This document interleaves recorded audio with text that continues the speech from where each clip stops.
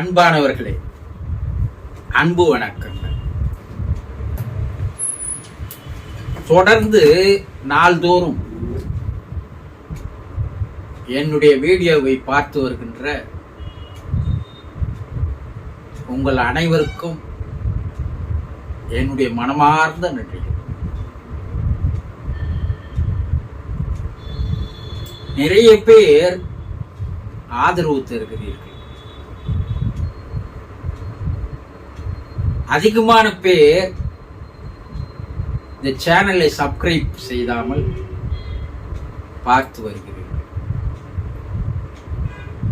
முதலில் இந்த சேனலை சப்ஸ்கிரைப் பண்ணுங்க. எனக்கு ஊக்கத்தையும் உற்சாகத்தையும் தாங்க. உங்களுக்கு ஆறுதலாக, உங்களை மனப்பக்குவம் படுத்துவதற்காக, உங்களுடைய துக்கத்திலிருந்து உங்களை வெளிக்கொண்டு வருவதற்காக, உங்கள் குடும்ப உறுப்பினராக நான் உங்களுக்காக பேசி வருகிறேன். இன்று உலகிலே ஆறுதல் சொல்வதற்கு யாரும் இல்லை, அரவணைப்பதற்கு யாரும் இல்லை, ஞானத்தை போதிப்பதற்கு யாரும் இல்லை. துக்கமாக, கவலையாக, வேதனையாக இருக்கும்போது உங்களை விட்டு விலகி போவர்கள் தான் இன்றைய உலகம். ஆனால் சில நிதர்சன உண்மைகளை உங்களுக்கு நான் எடுத்து கூறி வருகிறேன். ஒரு சிலருக்கு அது ஏற்றுக்கொள்ள முடியாமல் இருக்கலாம், ஆனால் ஏற்றுக்கொண்டுதான் ஆக வேண்டும். ஆகவே தொடர்ந்து இந்த சேனலை பார்த்து வாருங்கள். உங்களுக்கு பல்வேறு விஷயங்கள் புரிய ஆரம்பிக்கும். அன்பானவர்களே, நேற்று நான் போட்ட வீடியோவை பார்த்து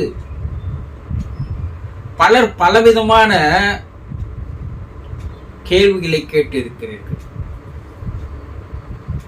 என்னுடைய மகனுடைய பிரிவை என்னால் தாங்க முடியவில்லை,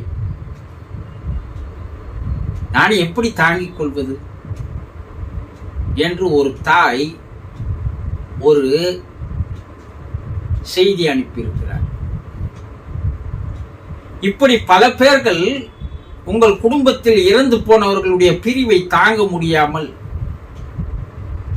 அந்த துக்கத்திலிருந்து வெளிவர முடியாமல் நீங்கள் தவித்து வருவது உண்மைத்தான். அது அவ்வளவு சீக்கிரமாக அதிலிருந்து வெளிவந்து விட முடியாது. அவரவருக்கு வரும்போதுதான் அதனுடைய வழி தெரியும் என்று சொல்லுவார்கள். ஆனால் கடந்துதானே போய் ஆக வேண்டும்.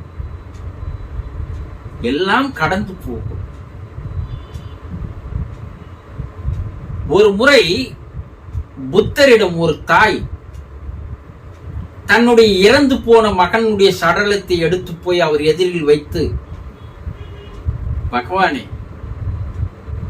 இளம் வயதில் என்னுடைய மகன் இறந்து விட்டான், என்னை விட்டு பிரிந்து விட்டான், அந்த துக்கத்தை என்னால் தாங்க முடியவில்லை, வேதனையிலேயே நான் நெருப்பில் இருப்பது போல இருந்து வருகிறேன்,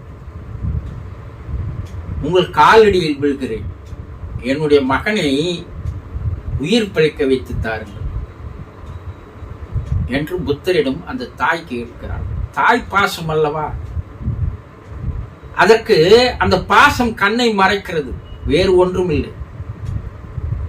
புத்தர் என்ன சொன்னார்னா, நீ இந்த ஊருக்குள் போ, இதுவரை இறப்பு என்பது நடக்காத ஒரு வீடு எது கண்டுபிடி, அந்த வீட்டிலிருந்து ஒரு கையளவு கடுகு கேட்டு வாங்கி வந்து என்னிடம் கொடு, அடுத்த நிமிடம் உன்னுடைய மகனை உயிர் பிழைக்க வைத்து தருகிறேன் என்று கூறினார். அந்த தாய்க்கு அன்னைக்கு ஞானம் இல்லை, அறிவு வேலை செய்யல. ஏன்னா மகனுடைய பிரிவு, அது போல ஒரு வீடு இருக்கும், நம்ம தேடி கண்டுபிடிக்கலான்னு ஒவ்வொரு வீட்டு முன்னாடி நின்று கேட்கிறாள். இது வரைக்கும் இந்த வீட்டில் இறப்பு என்பது நடக்காத வீடா இது என்று கேட்கிறார். எல்லாரும் என்ன சொல்றாங்க, இறப்பு நடக்காத வீடு இருக்குமா? என்னுடைய தாய் தந்தை இறந்து போயிருக்கிறார், அவருடைய தாய் தந்தை என்னுடைய பாட்டன் பாட்டனார் இறந்து போயிருக்கிறார். இப்படி பரம்பரையாக வந்தவர்கள் இறந்துத்தானே ஆக வேண்டும், இறந்து போகிறார்கள். இப்பொழுது நாங்க வாழ்ந்து வருகிறோம், நாங்களும் ஒரு காலத்திற்கு இறக்கத்தான் போகிறார்கள். இந்த ஊரில் எந்த வீட்டில் போய் கேட்டாலும் இறப்பு என்பது நடக்காத வீடு கிடையாது. உலகில் எந்த மூலையில் தேடினாலும் அப்படி ஒரு வீடு கிடையாது. அதனால் உனக்கு கைப்பிடி கடுகு கொடுக்கக்கூடிய நிலையில் நாங்கள் இல்லை. சென்று வா தாயே, சோகம்தான், அதை ஏற்றுக்கொண்டுதான் ஆக வேண்டும் என்று எல்லோரும் கூறுகிறார்கள். எல்லா வீட்டிலையும் இது போல சொல்லும்போது அந்த தாய்க்கு உரைக்க ஆரம்பிக்கிறது. இப்ப இறப்பு என்பது சர்வசாதாரணம், அது நடந்துத்தான் ஆக வேண்டும். அது எப்படி வேண்டுமானாலும் வரலாம், எந்த நிலையில் வேண்டுமானாலும் வரலாம், எந்த வயதில் வேண்டுமானாலும் வரலாம். பல பேர் சொன்னதை கேட்டு அவளுக்கு ஒரு ஞானம் பிறக்கிறது. நேராக புத்தனிடம் வருகிறாள். என்ன தாயே, இறக்காத வீடு எது என்று கண்டுபிடித்தாயா என்று சொல்கிறார். பகவானே, நீயாக எனக்கு தேறுதல் சொல்லி இருந்தாலும் உபதேசம் சொல்லி இருந்தாலும் என்னுடைய மனம் அப்போது ஏற்றுக்கொள்ளாது. ஆனால் ஊரார் ஒவ்வொரு வீட்டில் ஒவ்வொரு கதையை கூறும்போது இது சர்வசாதாரணம் தான், இதை கடந்துத்தான் எல்லோரும் வந்திருக்கிறார்கள், நானும் கடந்துத்தான் போக வேண்டும். பல பேருடைய அறிவுரைகளை என்னை கேட்க வைத்து விட்டாய். ஆகவே என்னுடைய மகனுடைய ஈமச் சடங்குகளை செய்வதற்கு எனக்கு ஆசீர்வாதம் தாருங்கள், நான் எடுத்துச் செல்கிறேன் என்று சொன்னார். இப்ப புத்தர் சொன்னார், யாரும் இறக்காமல் இருக்க முடியாது தாயே. பிறந்தவர் என்னைக்கா இருந்தாலும் ஒரு நாள் இறந்துத்தான் ஆக வேண்டும் தாயே. அது ஒரு சிலருக்கு வயதில் வரலாம், ஒரு சிலருக்கு அறியாத வயதில் வரலாம், முதிர்ச்சியில் வரலாம், இளமையில் வரலாம். அந்த மரணம் என்பது இறைவன் நியதி, அதை யாராலும் தடுக்க முடியாது. ஆகவே உன்னுடைய மகன் ஆன்மாதான் வெளியே போயிருக்கிறது தவிர அவன் ஆன்மா உன்னை விட்டு போகவில்லை. அது குறிப்பிட்ட காலம் வரைக்கும் இருக்கும். ஆகவே நீ இந்த சடலத்தை எடுத்து சென்று ஈம சடங்குகளை செய் என்று சொன்னார். இந்த கதையில் இருந்து உங்களுக்கு என்ன புரிகிறது என்றால், மகனை இழந்தவர்கள், மகளை இழந்தவர்கள், கணவனை இழந்தவர்கள், மனைவியை இழந்தவர்கள், தாய் தந்தையை இழந்தவர்கள் முதலில் ஒன்றை தெளிவாக தெரிந்து கொள்ள வேண்டும். இறப்பு என்பது நம்முடைய கையில் இல்லை, அது இறைவனுடைய கையில் இருக்கிறது. இறைவனுடைய சட்டத்தை யாராலும் மாற்ற முடியாது, இறைவனாலும் கூட மாற்றிக்கொள்ள முடியாது. இறப்பு என்பது வந்துத்தான் ஆகும். அப்ப அந்த பிரிவு என்பது ஏன் தாங்கிக் கொள்ள முடியவில்லை என்றால், அவர்கள் மீது வைத்துவிட்ட அதிகமான பாசம், அன்பு, அரவணைப்பு, நேசம். இந்த அன்புதான் உங்களை என்ன செய்கிறது என்றால் கண்ணை மூடிக்கொள்ள செய்கிறது. அந்த துக்கத்திலேயே, வேதனையிலேயே உங்களை மூழ்க வைக்கிறது. அதிலிருந்து வெளிவர முடியாமல் உங்களை தடுக்கிறது. இறைவன் ஏதோ ஒரு காரணத்திற்காக அவர்களை அழைத்து சென்று விட்டான்.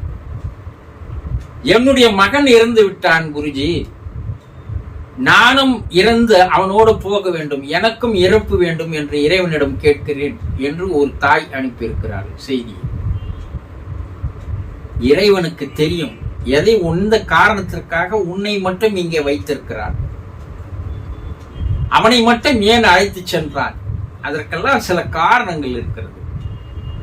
அதை தெளிவாக தெரிந்து கொள்ளாத வரை உங்களுக்கு மனப்பக்குவம் என்பது வராது. அந்த மனப்பக்குவம் இல்லாத காரணத்தினால்தான் அந்த துக்கத்திலேயே, துயரத்திலேயே, வேதனையிலே நீங்கள் விழுந்து கிடக்கிறீர்கள். ஆனால் இது எத்தனை காலம்தான் இப்படி இருக்க முடியும்? நடந்தது நடந்து விட்டது. நீ நடக்கப் போவதை பார்க்க வேண்டும் அல்லவா? உங்களை நம்பி குடும்ப உறுப்பினர்கள் இருக்கிறார்கள்.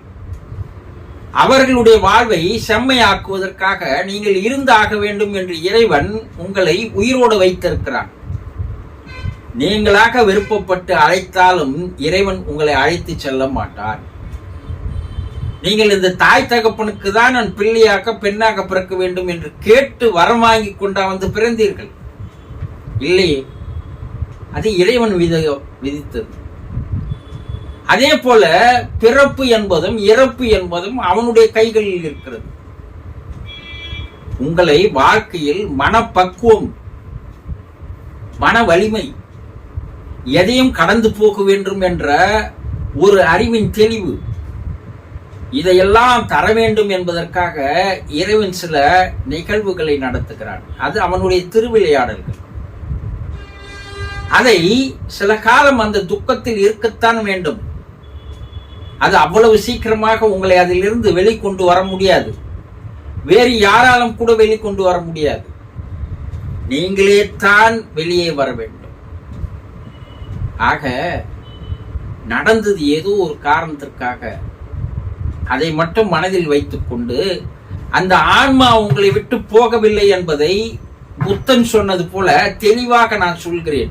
அவர்கள் இறந்துத்தான் இருக்கிறார்களே தவிர சடலம் தான் மரித்து போயிருக்கிறதை தவிர அவர்களுடைய ஆன்மா மரிக்கவில்லை. அந்த ஆன்மா உங்களை சுற்றியே தான் வந்து கொண்டிருக்கிறது. உங்களிடமே தான் இருக்கிறது. உங்களோடவே வீட்டில் வாழ்ந்து வருகிறது. இதில் எந்த விதமான சந்தேகமும் இல்லை. உருவத்தில் இருந்தார்கள், உருவம் இல்லாமல் இப்போது உங்களோடு வாழ்கிறார்கள். அதை தெளிவாக தெரிந்து கொள்ளுங்கள். உங்களை விட்டு அவர்கள் போகவில்லை, உங்களோடவே இருக்கிறார்கள். ஆக ஒரு மனப்பக்குவத்தை கொண்டு வாருங்கள். ஆனா அந்த ஆன்மா என்ன உங்ககிட்ட கெஞ்சி கேட்கிறது என்பதை நாளை வீடியோவில் நான் தெளிவாக தெளிவுபடுத்துகிறேன். நாளைய வீடியோவையும் பாருங்கள். ஆகவே துக்கத்திலிருந்து, வேதனையிலிருந்து, துயரத்திலிருந்து நாளுக்கு நாள் சிறிது சிறிதாக உங்களை வெளியே எடுத்து வந்து இன்றைய வாழ்க்கையை வாழ்வதற்கு இறைவன் தந்திருக்கின்ற காரணத்தை புரிந்து கொண்டு வாழ்க்கையை செம்மையாக வாழ்ந்தார். புரிந்து கொண்டீர்களா? சந்தோஷம்.